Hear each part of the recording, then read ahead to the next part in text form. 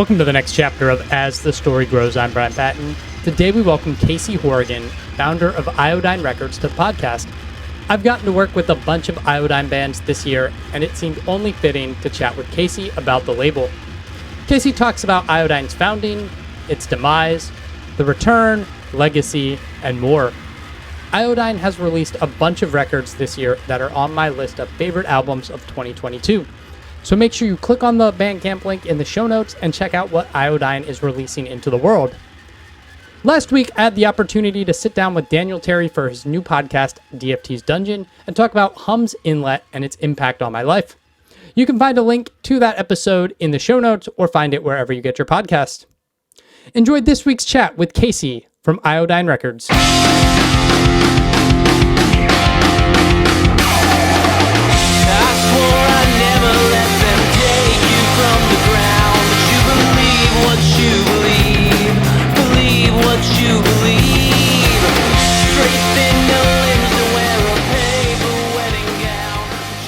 Good, man. It's just been a day getting ready for Furnace Fest. So, just packing records and getting all the tent equipment ready, hand numbering 500 records. Oh man, jeez.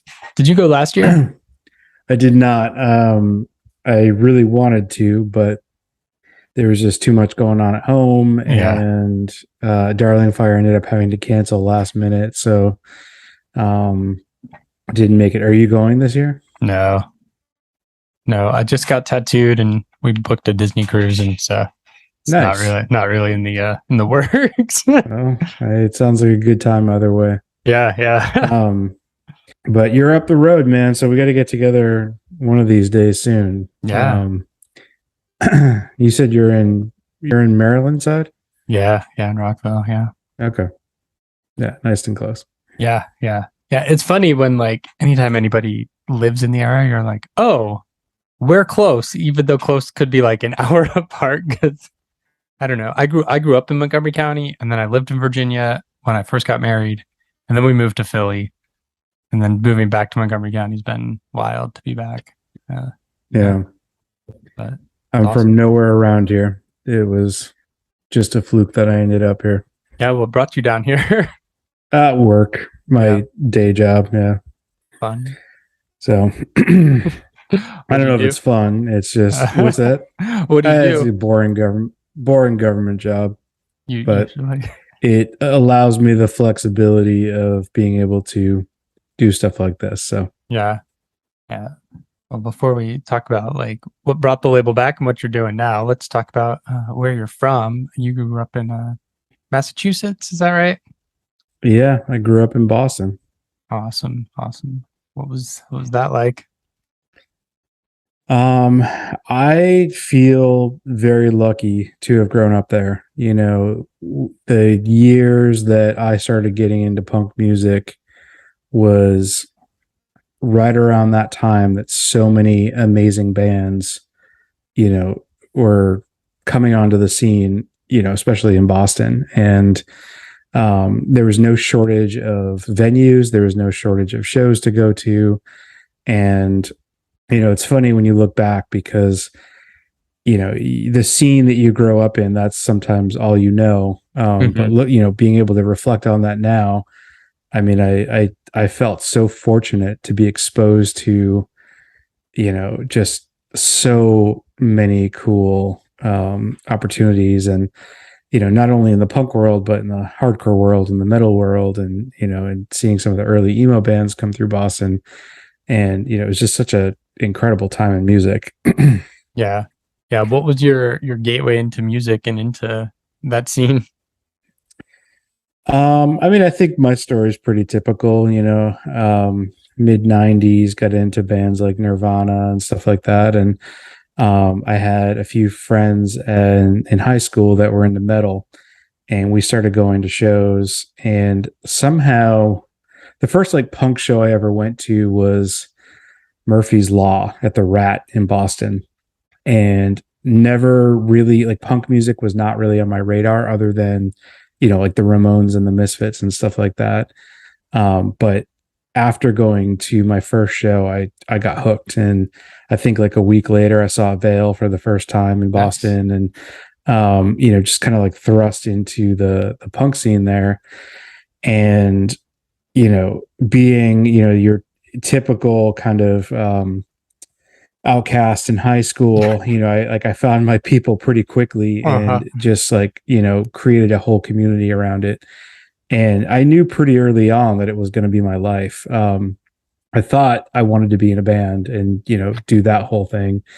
And I started a band, and, we played the Boston circuit for a number of years, and, we did decent for a local band, but we were not very good. I especially did not have much talent to give to the world. I had to sing because I couldn't play any instruments.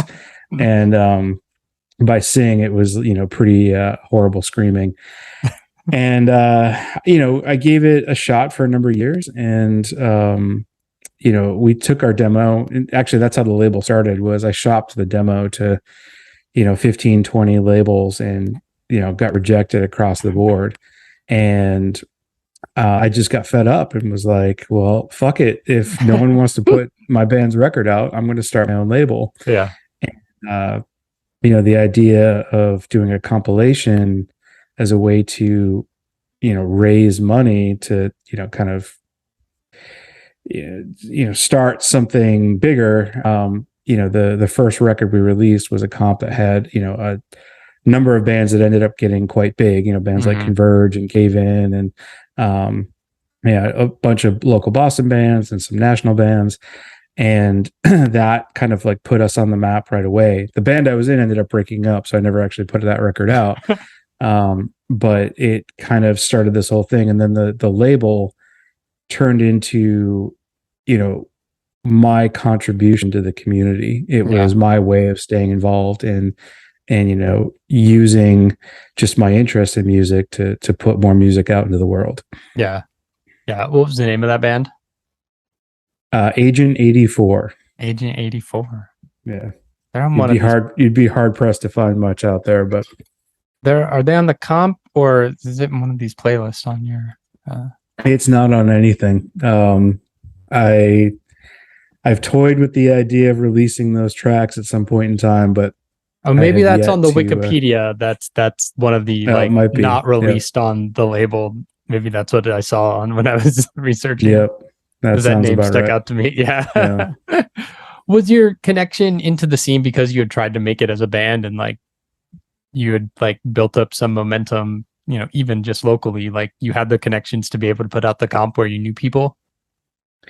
Yeah. I mean, that's kind of where it started. But I guess what I was more known for more than the band was I started a distro. So in 96, as I was like really, kind of at the height of my interest in the punk scene, the records I wanted to get, you couldn't find in the stores, the real good underground stuff. And so you'd always wait for these bands to come on tour, or you'd wait for like a distro to come through town, or you would literally do, cash in an envelope mail order, to some of these distros that were advertising in zines. So I started a distro, and the distro was Iodine Records, and everybody came to me to get records. And I, had built up a relationship with a lot of these, early emo and punk and hardcore labels, and was wholesaling or getting a lot of stuff on consignment as well. And so, I was driving around the city with crates of records, going to every show, hawking setting whatever up I the could. tables, setting up the tables, yeah. And that's really kind of where things started.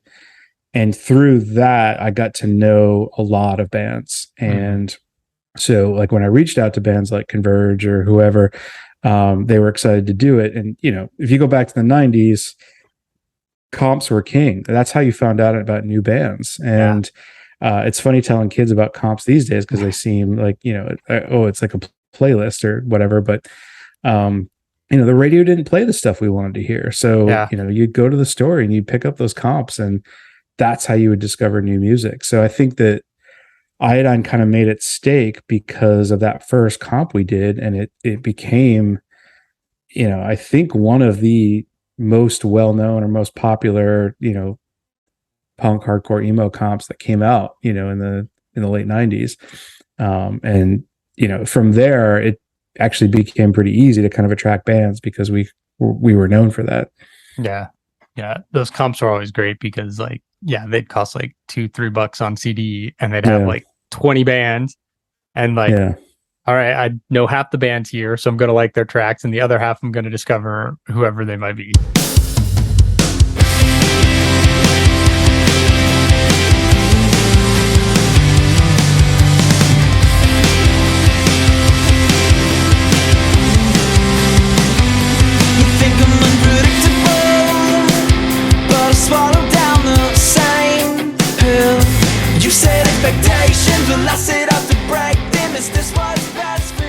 When you started the label, I mean, you wanted to do it to do your record. I mean, how quickly were you out after the comp? Were you like connecting with bands to put things out? Like, what was your process in choosing who to work with?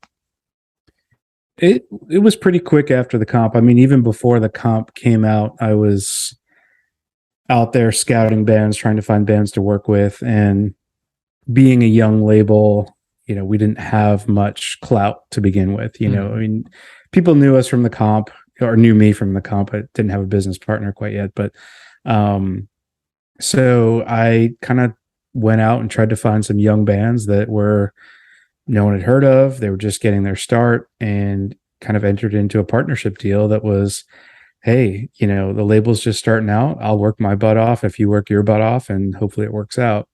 The first band I ever signed was Orange Island, who just happened to be, neighbors. They lived down the street, and a good friend of mine was roommates with the drummer from Orange Island. And, came over one day with a demo and said, hey, these guys are good. They, they're hard workers. They want to get out there and do all the things. And I met with them, and, we hit it off really early on. And, the first actual band release was their first EP. And, from there it was, we again sought out, some of these younger bands that didn't really have any sort of real following yet. And, our goal was to kind of build them up. And, we got lucky. The first few bands we picked up ended up getting signed to bigger labels later, and, got out on big tours, and, things just started to grow from there. And then it was later that, it became easier and easier to find bands, because now bands were coming to us versus us trying to, find bands to work with. Yeah. Yeah. Were you just doing CDs when you started the label? Or were you doing cassettes, vinyl? We mainly did CDs. We did some vinyl, but again, in the early 2000s, especially, vinyl was just a gigantic waste of money. Right. We did the biggest record we ever put out was that brand new record, and that came out on vinyl. And it's funny to see those pop up on eBay now for like $7,000, because at the time we couldn't even get them off the shelves. I mean, they sat there for years collecting dust. I mean, we'd be on tour, and, people would ask if it was a wall calendar, because no one had record players. It wasn't a cool thing to collect. And, so we toyed with vinyl for a while, but it just, with us trying to grow the label, like CDs were what was in. And so, the vast majority of our releases were only on CD. Yeah. Yeah.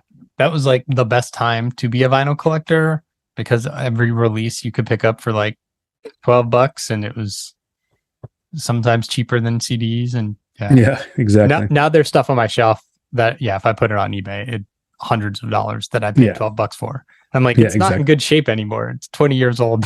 Yeah. But if somebody wants to pay me hundreds of dollars, who knows, maybe one day. Yeah. What led to you shutting the label down there? So, I think my story is pretty typical of the era. And, with the way the industry was moving, again, we're talking about a time when the internet was starting to blow up, MP3s and downloading, and crowd sharing sites were what was in. Mm-hmm. And it was an interesting time for us because our bands were getting bigger than they'd ever have been. We'd go to shows and they'd be sold out, people door to door, but we were selling fewer and fewer and fewer records. And it just made it really hard to, keep things going and, pay for production and pay for, bands to go into the studio. And, we were young and I think we made some stupid decisions. I had a business partner like towards the end, and, we wanted to be a huge label. I mean, I would say huge. We wanted to be a big player. We wanted to be right up there with Jade Tree and Equal Vision and Victory and all those other labels. So, we thought, okay, well, if we're going to be on par with those guys, we need to have an office. We need to have, a team working for us and people doing PR and people doing, filling mail orders and stuff like that. So, we didn't have a huge team, but, at the height, we probably had 10 people working for the label, and, we had an office in Boston, and, the amount of revenue we were bringing in was like barely paying the bills. So, at one point it just started to like downsize and then downsize again and then downsize again. And it was an interesting time because when Iodine went under, it was 2004. And that same period, within a few years on either end, you had labels like Ferret, who did like Every Time I Die and all these, big metalcore bands, and Eyeball, who did My Chemical Romance, and, again, a ton of huge bands for that time. And all these labels, like one by one, were just tanking. And all of them had a similar story. It was just like, people weren't buying as many CDs as they used to. And, the majors had like merch deals and stuff like that. And when you hear stories about labels that are able to get through that early 2000s without, much scratches on them, it was the merch that that saved them through those years until the vinyl resurgence came back, in the 2010 to 2012 or whenever it was. And but Iodine was not immune to it. And it was we were pressing 5,000 to 10,000 CDs per release, and pallets of them were just sitting there collecting dust. And at some point the bill collectors came around and we just couldn't keep things moving. And at some point I just decided I can't do this anymore.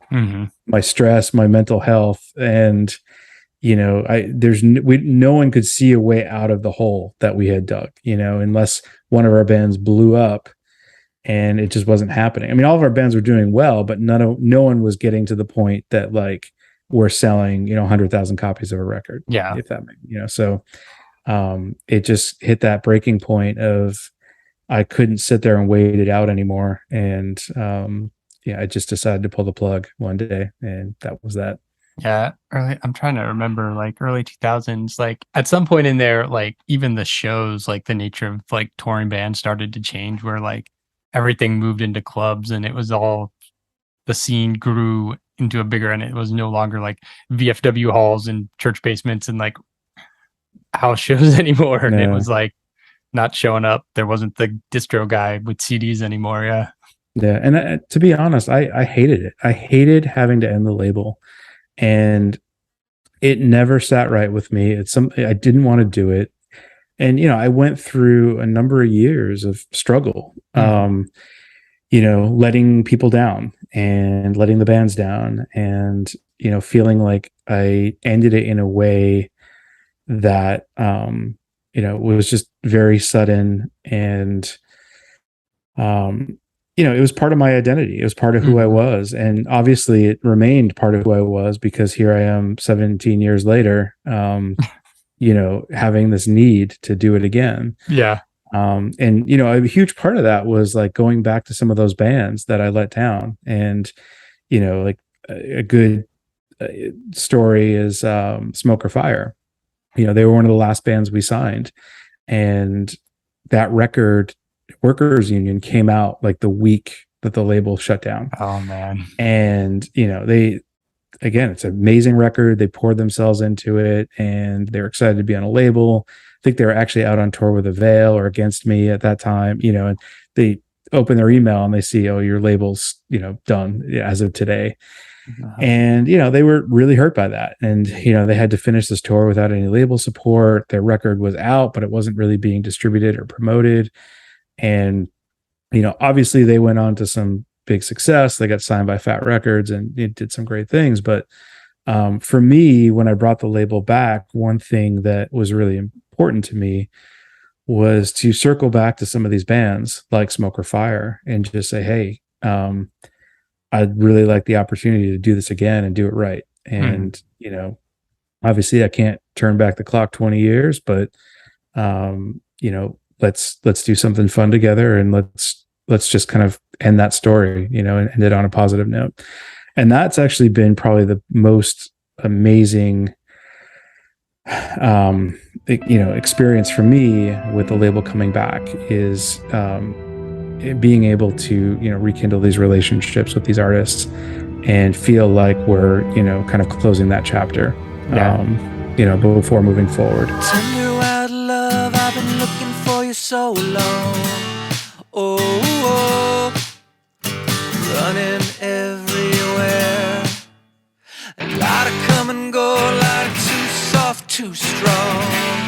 Oh, I know we're both scared, but if you take a chance, I swear I will fight for you with all my might. For a tender Yeah. Did you think you were done with music after the label shut down? Oh, I didn't think I was done with music. I knew I was done with music. Yeah. I left the scene. I didn't listen to music for years. Oh man. And I needed a long time to kind of recover from it. And I did a lot of soul searching for myself. The first thing I did actually after the label ended is I went into the woods and I hiked the Appalachian Trail from Georgia to Maine, over 6 months, walked over 2,000 miles. Yeah. And then from there, I moved to Nepal and I lived in a Buddhist monastery in the Himalaya, and I taught English in a small village. And from there, I moved back to the United States and got a job as a park ranger and lived out in the mountains in, the Sierra Nevada. And, with no phone, no internet, just literally out in the wilderness. And, I spent the last 17 years, like kind of just focusing on myself. And it's interesting because even though I was not involved with the scene, I wasn't involved with music. I didn't even listen to much music. I always had this like nagging feeling in the back of my head that I had unfinished business and that I had, something more to contribute to, kind of what saved me as a kid. And, a few years back, a few bands had come to me asking to reissue some of their releases. And that was kind of the catalyst for me to say, you know what, like maybe this is the opportunity I need to start it back up again and just see where it goes. And it's funny how, things work out, because at first that's all I wanted to do was a few reissues to just kind of close the book and say, all right, I did it. I'm done. I filled that need, and things just started to snowball. And I was really like humbled by like how excited people were to see the label come back, and the excitement and the enthusiasm and the support. And, at the same time, I had all these artists like, coming to me saying, will you put out my next record? Or, will you help me with producing this album, or yada, yada, yada. And, here I am a year later and I've got like 20 artists under my belt, with like 2023 is already booked up. I've got 13 releases planned for 2023. Oh, wow. And Nice. We haven't even finished out 2022 yet. Yeah. Oh, wow. So yeah, things got out of hand really fast, but I'm really happy with where things are right now. Yeah. That's awesome. Did it help? I mean, help might be a tough word, but like that COVID happened and things locked down, and it's like this time to like, I don't know, people took like this mental or personal reset and be like, okay, what do I really want to do with my time? Yeah, I think, for me, it's funny because like my day job and stuff wasn't really affected by COVID, to the same extent that other people's were. But I think the timing worked out for the label because we started with a few reissues, and I think that people were really hungry for music during that time. And I think the first record we did back was the There Were Wires Somnambulists reissue. I don't know that record would do as well if it came out now.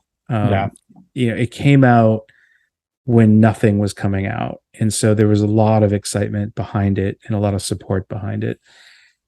And I think that really was the driving force for me to kind of continue and do more. Mm-hmm. And at the same time, I know that bands like the Darling Fire or Nathan Gray and the Iron Roses, and there's a lot of people that weren't affiliated with the label yet, or Jonah from OneLineDrawing, that were writing these beautiful, amazing records during the pandemic.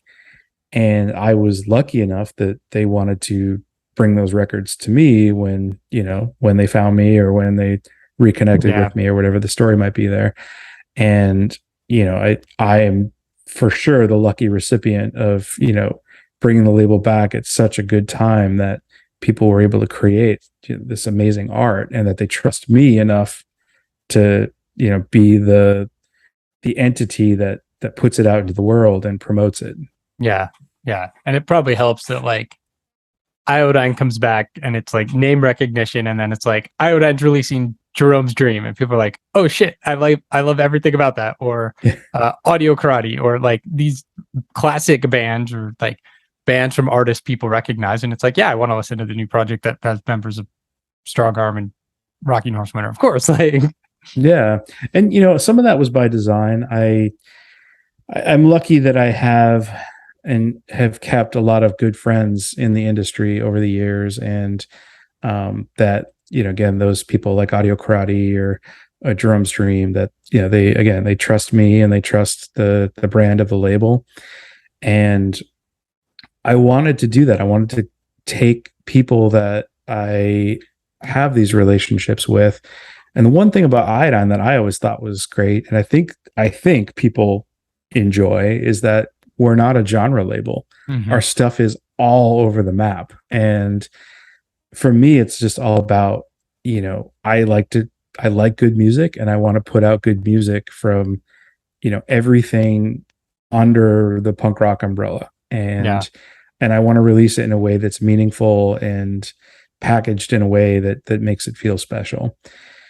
And so, at first it was going to be all reissues. And I think that it's turned into something that's really cool, which, you alluded to, is, the bands, the classic bands and the bands that have a lot of history are now, part of the growing family of Iodine. But now when we take on new bands like the Darling Fire or Hey Thanks, they now become affiliated or associated with like, this kind of old guard. And, I hope that it brings some attention to some of the newer music that we're putting out. I guess I never thought about it, how I feel when I grew up. I guess I always tried to do it, but never seemed to make myself. I try not to dwell upon it, but I guess my time is spent. I try not to dwell upon it. Around my chimney, like rain that falls from the sky. how did you get connected with Stretch Armstrong? It's actually through the Darling Fire. Oh. And let me back up a second. I have a lot of people who are often like sending me messages saying, hey, you should reissue this record, you should reissue that record. And I mean, I get a lot of those. So I had known Stretch Armstrong. So back in the 90s, I used to be the tour manager for Converge for a number of years. And so for 3 or 4 years, we were on the road, 9 months out of the year. And I remember Stretch Armstrong played a good number of shows with Converge, and I didn't know them super well, but just acquaintances just from being on the road, and never really kept in touch with them, but the relationship was there. And fast forward to now, a few people had reached out to me saying, hey, you should put out the Stretch Armstrong records. They've been out of print for 23 years or whatever the case was. And the first time I heard it, I just kind of like brushed it off. I was like, no, I don't know. And then Steve Klysath from the Darling Fire, he and I were talking, and he had brought it up and said, hey, you should really think about working with Stretch. They're really good friends of mine. And so he reached out to Scott Dempsey from Stretch Armstrong and said, hey, you should get in touch with Casey. He's bringing the label back, and I think it'd be a great relationship to reissue all your old stuff. And it was funny because Scott, that same day, like 2 other people had just mentioned to him, hey, you should work with Iodine. They're doing really cool stuff. And he and I, again, we didn't know each other that well, but we ended up connecting, and it was funny. We hit it off like right off the bat, and we started talking. It seemed like a good fit, and then from there we just started doing all the things that need to be done, and here we are. So again, the cool thing about this world, at least in the music business, is for me, it's always been about community and, working with good people that have, good intentions with what they want to do with their music, and Stretch fit that bill across the board. Yeah. Yeah. You guys have done a bunch of like partner releases with Friend Club Records. How'd that relationship come about? I don't remember how it started, but I think that I had connected to them through Be Well. I think they did the Be Well demo. Yeah. And we started chatting, and I don't remember who asked who, but the 20-year anniversary for Orange Island's Shape of Calling had come up, and it wasn't big enough that I wanted to, take on the risk of putting it on vinyl. And they had offered to do a cassette release of it, and I had remastered it for digital. And again, I don't remember the whole chain of events, but they were excited about doing it. And so they put out the cassette of that for the 20th anniversary. And I think from there, we just started talking all the time. And cassettes are cool, but from a business perspective, for me, I work through a distributor, Death Wish. So like the profit margins, not to make it about money, but like for a cassette, I end up losing money. Yeah. And so we kind of built a good partnership with Friend Club, where if there's a release they're interested in on cassette, I've told them, hey, you can have any Iodine release you want if you want to put it on a cassette. And we worked out a deal that works for both of us, and it works for the bands. And they've been a cool partner, and it's always fun to be able to kind of cross promote stuff, through each other. Yeah. Yeah. With returning in a time where, music videos are more popular than ever with YouTube, and like Spotify has completely changed the way music is released and distributed. Has there been this learning curve with like coming back and trying to run the label and figure out best ways to promote your artist? Oh yeah. In a big way. I mean, when I closed up shop, the way I promoted releases was I would take out a half-page ad in Punk Planet, a half-page ad in Maximum Rock and Roll, and I would wash my hands and call it a day. And I would just sit back and wait for the sales to come in. So it was a big learning curve. And I think with the first few releases, I definitely didn't navigate the digital side of it, the way that you need to now. Like I wasn't dropping singles, and I just kind of put it out when it came out, and that was that. And over the last 2 years, it's been a crash course in just learning, marketing in the digital age, and maximizing your use of social media and Spotify playlisting and all the things. It's a hell of a lot more work than it used to be. Yeah. And it's a lot harder. The thing that's really frustrating is there's so much content out there now. It's really hard to make your stuff visible. And I honestly feel that people's attention spans just aren't what they used to be. Mhm. And, before you know it, like you put out a new record and it's like people are already starting to think about, the next thing, or, Right. it's so, we are trying to find ways of keeping things, visible and keeping people's attention on what we're doing.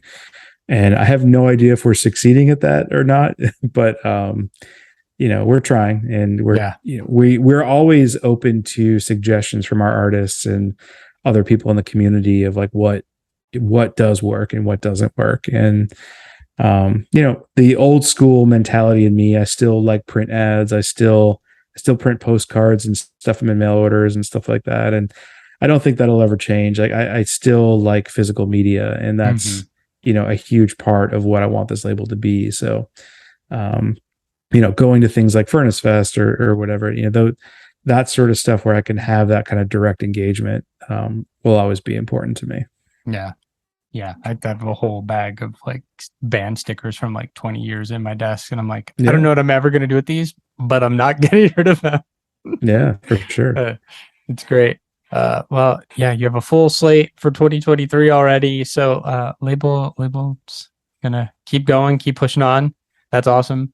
Before I let you go here, what's been like keeping you going? What music, TV shows, books, what are you ingesting that's like bringing you joy lately? I feel like my life right now is consumed by the label, which is like not the answer you're looking for, but since bringing it back, I work late night trying to stay on top of everything. And, I've been listening to a lot more like shoegaze stuff lately. So like I've been really into like Nothing and Holy Fawn. That new Slow Crush record's really good. But it's funny, like when you're in the heat of it, I listen to a lot less music than you would think, because I stay so busy with things. But and I'm not saying this to sound cheesy, but the label brings me so much joy and so much happiness that like this is what I've always wanted to be doing. And it's still a hobby to me. It's not my full-time job, and I hope maybe someday it could be, but for right now, it's really just about, putting stuff into the world and kind of creating a legacy.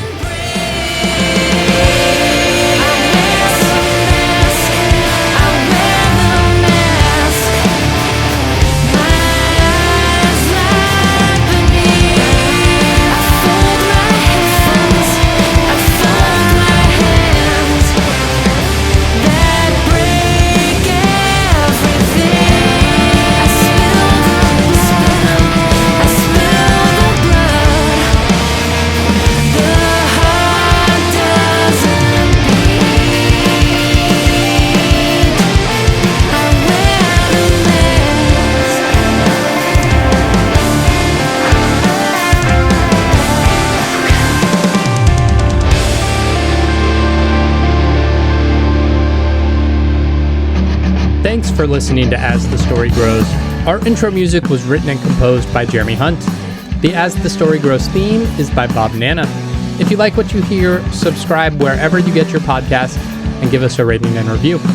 If you'd like to support the show financially, you can join us at patreon.com/asthestorygrows. Be a part of our community and join the ongoing conversation over on Discord. If you enjoy this episode, share it on social media with your friends. Much appreciated, and thanks for listening. I never felt so young and alive as when I'm diving into a tune. And now I'm learning as I listen along, and the wheels are turning, and I started a song. One good word and I'm gone. Oh, as the story grows, the more I want.